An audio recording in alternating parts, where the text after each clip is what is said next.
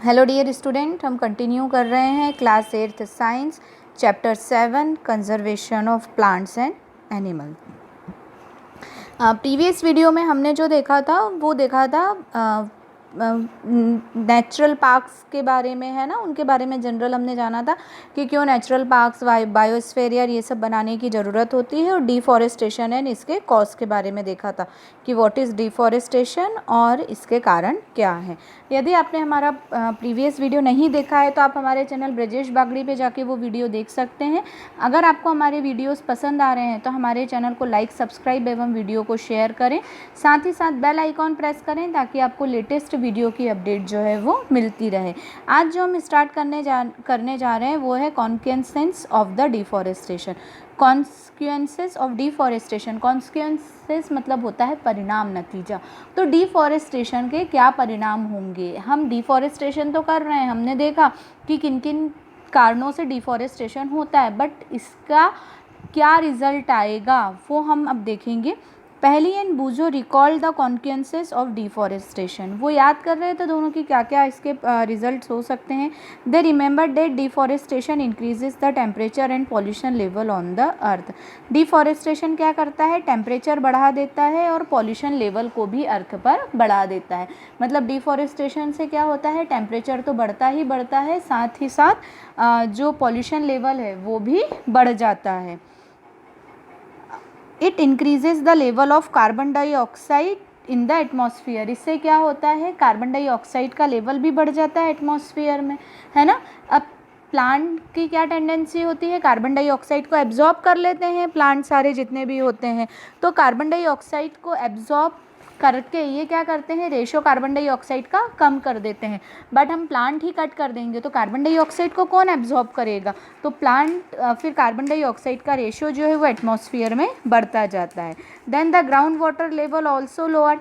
Ground water level क्यों lower हो जाता है, क्योंकि प्लांट्स की जो रूट्स होती हैं वो क्या करती हैं, होल्ड करके रखती हैं ग्राउंड वाटर को, है ना, उसे अपनी तरफ अट्रैक्ट करके रखती है। बट जब हम प्लांट्स कट कर देंगे तो ग्राउंड वाटर लेवल क्या होता जाता है, डाउन होता जाता है, और उस डाउन होने के कारण वो लेवल लोअर होता जाता है। They note that deforestation disturb the balance in the nature. अब इसके कारण क्या होता है, डिफॉरेस्टेशन के कारण नेचर जो है वो डिस्टर्ब होने लगती है, इम्बैलेंस होने लगती है ना। कार्बन डाइऑक्साइड रेशो बढ़ेगा, ग्राउंड वाटर जो है वो लोअर हो जाएगा, टेम्परेचर बढ़ जाएगा, पॉल्यूशन बढ़ जाएगा, क्योंकि प्लांट इन सबको रोकते हैं। तो प्लांट ही कट हो गए तो क्या हुआ, ये डिस्टर्ब हो जाएंगे। They were told by professor Ahmad that if cutting of trees continue rainfall and fertility of the soil will decreases. Moreover, there will be the increased chances of natural calamities such as floods and drought. अब देखो ये क्या होगा, professor Ahmad ने उन्हें बताया कि यदि कंटिन्यू ट्री कटिंग इसी तरह चलती रही, तो ट्री कंटिन्यू यदि इसी तरह कटिंग होती रही तो उसके कारण क्या होगा, रेनफॉल पे इफ़ेक्ट आएगा, रेनफॉल पे इफ़ेक्ट आएगा, फर्टिलिटी ऑफ सॉइल डिक्रीज़ हो जाएगी। फर्टिलिटी ऑफ सॉइल किस तरह से डिक्रीज़ होगी, प्लांट जो होते हैं वो क्या करते हैं, सॉइल को होल्ड करके रखते हैं। अब यदि प्लांट ही नहीं होंगे तो अपर लेयर ऑफ सॉइल जो है वो वॉश होती जाएगी और सॉइल की फर्टिलिटी कम होती जाएगी, और इसके कारण क्या हो सकेगा, नेचुरल क्लाइमेटीज़ में फ्लड्स एंड ड्राफ्ट दोनों ही आ सकते हैं। फ्लड्स क्यों आ सकती है, जब बारिश का पानी आता है तो जो वो बहता है तो प्लांट क्या करते हैं, जगह जगह उसे स्टॉप करते जाते हैं, रोकते जाते हैं बीच में, तो उसका फ्लो कम होता जाता है और उसे एब्जॉर्ब भी करती जाती है प्लांट्स रूट, तो फ्लड्स आने के चांसेस कम हो जाते हैं। बट मान लीजिए कुछ है ही नहीं, एकदम प्लेन है, तो एकदम से जब तेज़ी से बारिश का पानी आएगा तो वो बहता हुआ सीधे गाँव में, खेतों में, है ना, या फिर शहरों में घुसेगा और वो फ्लड्स क्रिएट कर सकता है। फिर ड्राफ्ट क्यों, प्लांट जो हैं वो क्या करते हैं, क्लाउड्स को अपनी तरफ अट्रैक्ट करते हैं, बट जब प्लांट ही नहीं होंगे तो क्लाउड्स को अपनी तरफ कौन अट्रैक्ट करेगा, और उसके कारण ड्राफ्ट हो सकता है। देन फिर recall that plants need carbon dioxide for photosynthesis. अब प्लांट्स को क्या चाहिए रहता है, कार्बन डाइऑक्साइड, किसके लिए, फोटोसिंथेसिस के लिए, है ना। तो प्लांट कार्बन डाइऑक्साइड यूज़ करते हैं फोटोसिंथेसिस के लिए। Fewer trees would means that less carbon dioxide will be used up, resulting in its increased amount in the atmosphere. अब देखें क्या होता है, जो कुछ ट्रीज़ जो हैं वो क्या करते हैं, कम पेड़ होंगे, कार्बन डाइऑक्साइड का यूज़ फोटोसिंथेसिस में करते हैं, तो यदि पेड़ कम होंगे मतलब लेस कार्बन डाइऑक्साइड यूज़ होगी, है ना। ज़्यादा पेड़ थे तो कार्बन डाइऑक्साइड ज़्यादा थी, यदि पेड़ कम होंगे तो कार्बन डाइऑक्साइड कम एब्जॉर्ब होगी, जिसके कारण क्या हो जाएगा, कार्बन डाइऑक्साइड का अमाउंट जो है वो एटमॉस्फेयर में इंक्रीज हो जाएगा, बढ़ जाएगा। अब देखो इसके कारण क्या होगा, this will lead to global warming as carbon dioxide traps the heat rays reflected by the अर्थ।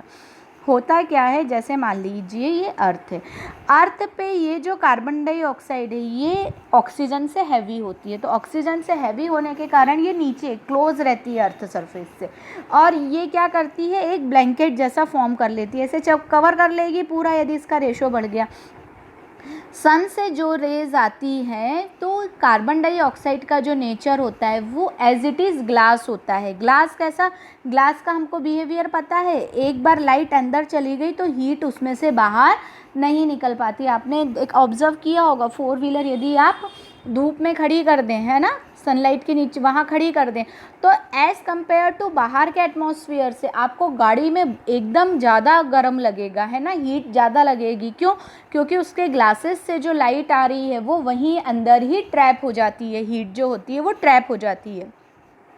ठीक इसी तरह ये जो सन से सनलाइट आ रही है ये यहाँ पर कार्बन डाइऑक्साइड लेयर इसे बाहर नहीं निकलने देती, तो क्या होता है, ये इसकी सरफेस से रीबाउंड होती रहती है, इसे टकरा के वापस आती रहती है। और आपको पता है जैसे हम बॉल को बार बार दीवार पे मार के कैच करें तो उसकी इंटेंसिटी बढ़ती जाती है, ठीक इसी तरह जब ये बार बार इस तरह से टकराती हैं तो इनकी भी इंटेंसिटी बढ़ती जाती है और ये ज़्यादा हीट कॉज करती हैं, जिसके कारण क्या होगा, ग्लोबल वार्मिंग। ग्लोबल वार्मिंग मतलब अर्थ का टेम्परेचर बढ़ता जाएगा, है ना।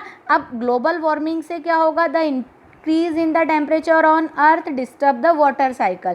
अब ग्लोबल वार्मिंग से अर्थ के टेम्परेचर बढ़ने से वाटर साइकिल पूरी डिस्टर्ब हो जाएगी और रेनफॉल रिड्यूस हो जाएगा, कम बारिश होने लगेगी, जिसके कारण से ड्राफ्ट जनरेट होगा। क्या? सूखा, है ना, पानी कम आना, बहुत कम आना क्या कहलाता है, सूखा, ड्राफ्ट कहलाता है। फिर deforestation is a major cause which leads to change in the soil property.